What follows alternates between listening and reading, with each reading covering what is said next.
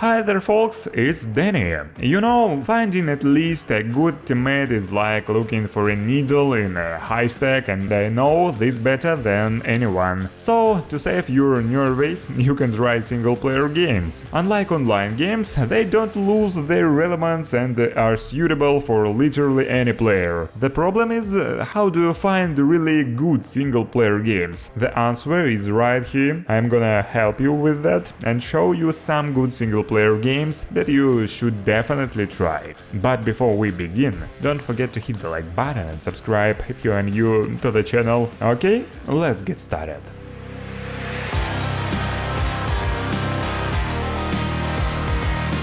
Let's start with the F1 23, the official simulator of the Formula 1 World Championship in 2023, and it's not just another game of this series, it is a breakthrough in the racing simulators genre. The developers did a lot of work to improve the graphics, physics, control, sound and content of the game, and all this to make you feel like a real Formula 1 pilot, take part in fascinating Breaking Point 2 story mode and dive into the world of F1 world. This game will show you new stuff, like new tracks in Las Vegas and Qatar, an improved career mode where you can create your own team, choose sponsors, partners and other stuff, new competitions and new awards. In general, it all looks very cool, and overall, not a lot of racing simulator can boast such a cool detail and realism in Formula 1 racing.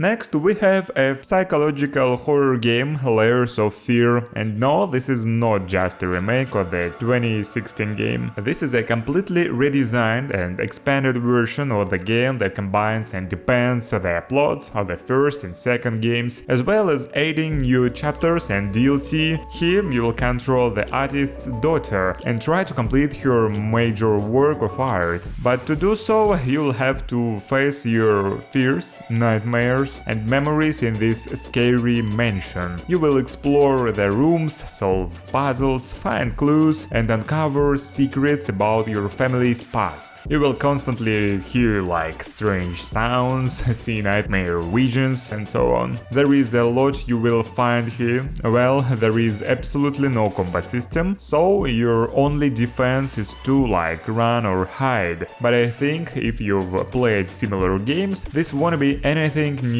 to you. This horror game has several endings that depend on your actions and choices, so if you want to get a good ending, you'll have to try harder. If you are a fan of sport simulators, you can try Riders Republic. Here you will be able to conquer mountains and valleys on bikes, sky, snowboarding or wingsuit, competing with other players in different modes and disciplines. Overall, this game is kind of about freedom and variety. You are free to move around a huge open world that literally consists of US national parks with lots of interesting places to ride and tricks. What's more, you can switch between different sports at any moment and change your gear literally on the fly. You can play alone as well as with friends or just random players. Like, you can participate in mass races with up to 50 people at a time, or you can create your own races and invite other players. All in all, this game is very diverse, so if you want something like that will make you feel free, go for it.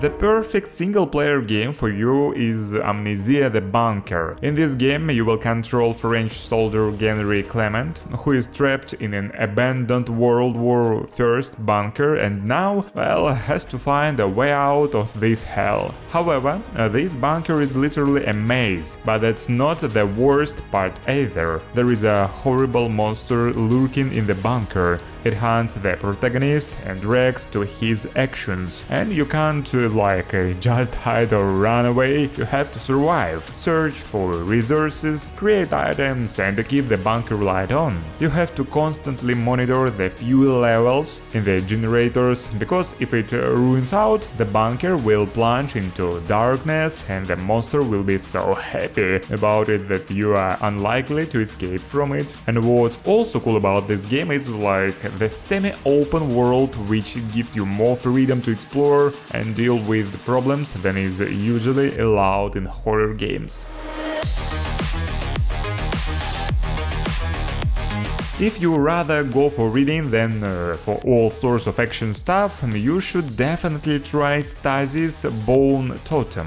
It's a classic point-and-click quest with isometric graphics where you control 3 characters at once: Mac, Charlie and Moses. They are searching for underwater stuff and all kinds of valuable things to sell. And then they run into a huge underwater base full of secrets and horrors and get stuck there. And to survive and get out of there, they'll have to solve various puzzles, explore their surroundings and uncover an ancient secret hidden at the bottom of the ocean. And you know what? This game is really amazing with its details and realism. All the objects, characters and locations look very good and well designed. The puzzles are rather difficult and diverse, like you have to hack computers, control mechanisms and so on. One of the features of the game is that you can switch between 3 characters at any moment. Each has their own strengths and weaknesses, their own inventory items and their own point of view on what's going on.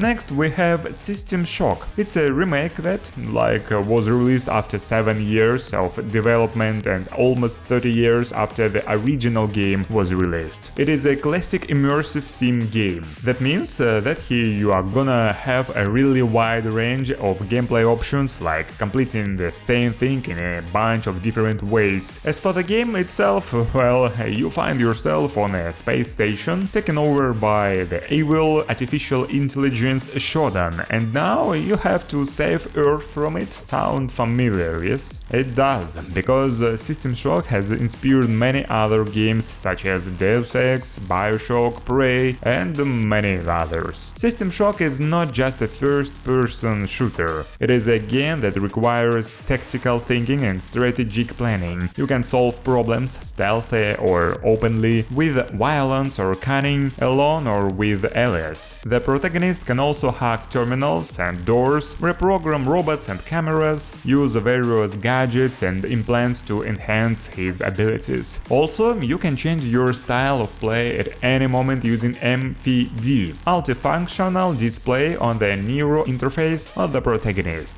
Simply put, this game is really unique and definitely worth trying.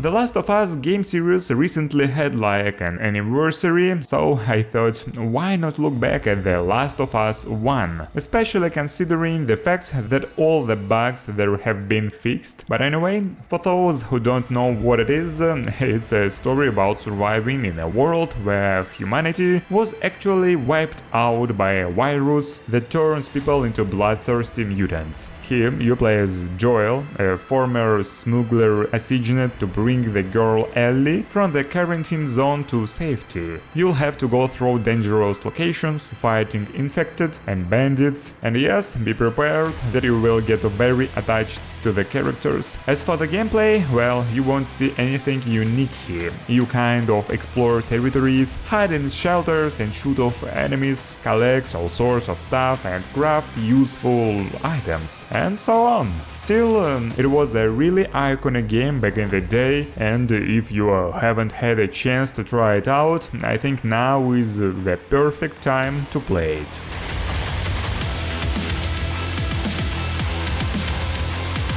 Next up, we have a sort of comedy horror game called The Baby in Yellow, where you have to babysit, well, a suspicious baby in yellow pajamas. Your job is to feed the baby, wash him, play with him, and put him to bed. But it's not that easy. This baby is not an ordinary child, it's something frightening. He can teleport, fly, speak in an inhuman voice, and even control your mind. He will constantly try to run away from you or scare you to death. So every action you take requires attention, because this little one can do something unexpected or dangerous at any moment, like slip out of your hands and fall to the floor, or drink some kind of potion and turn into a monster. You have to be ready for any turn of events and react quickly. Well, the graphics are kind of creepy, but if that's not really important to you,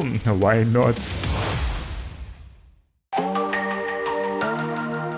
Let's take a look at indie games, at Landlord's Super, for example. It is an unusual simulation where all the main characters does is building and drinking. The events of the game are set in 18th Britain, and here you and the main character have to build different residential facilities, communicate with the locals, work with their wishes, and celebrate your success in the nearest pub. Construction is probably the most important and the challenging part of the game. You can order different materials and tools, mix your own cement, assemble scaffolding, build walls brick by brick, and so on. You must also plan and execute your actions according to the time of day, the weather, the seasons, world events, union intervention, and your own well-being. The protagonist really lives by the principle that sometimes it's better to leave your problems in the pub than risk working in the rain, and you'll have to stick with that whether you want to or not.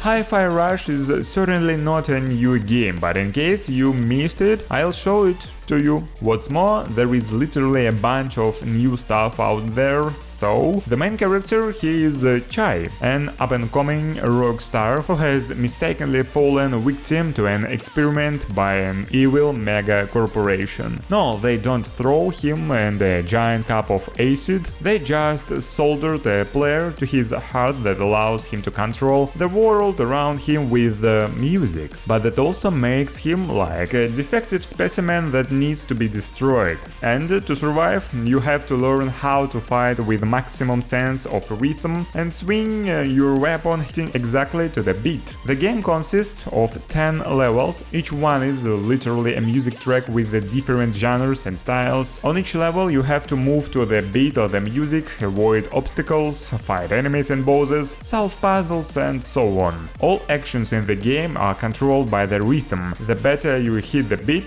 the more damage you do to your enemies and the more score you get. I think it's a really great game.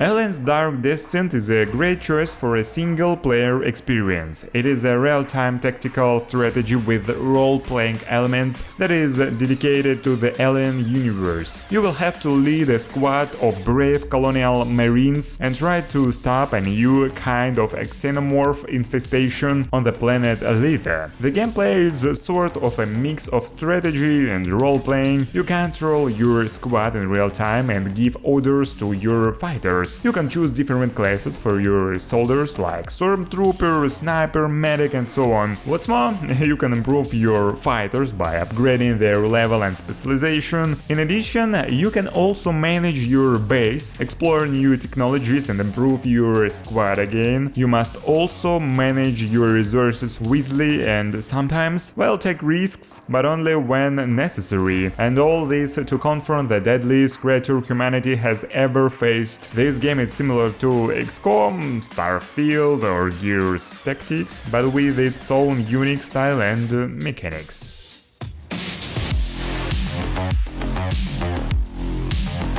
Well, the last thing we are gonna to look at today's Atrio, the Dark Wild. This survival game will take you to a post-apocalyptic world where darkness and chaos raging. You will control an android assigned to rebuild Station 3. To do so, it will have to literally survive in a violent environment, collection resources, building mechanisms, and catching creatures. Each captured creature has a unique role in your production system. For example, rabbits can provide wool, which can be used to make clothes or ropes. When you gather enough resources, you can build all sorts of structures and mechanisms that help you survive and automate processes. As for the plot, well, it's pretty mysterious. You don't know who are you, why you are here, and what happened to humanity, but I think it's really interesting game. Well, that's all for today. I hope you enjoyed this video and found something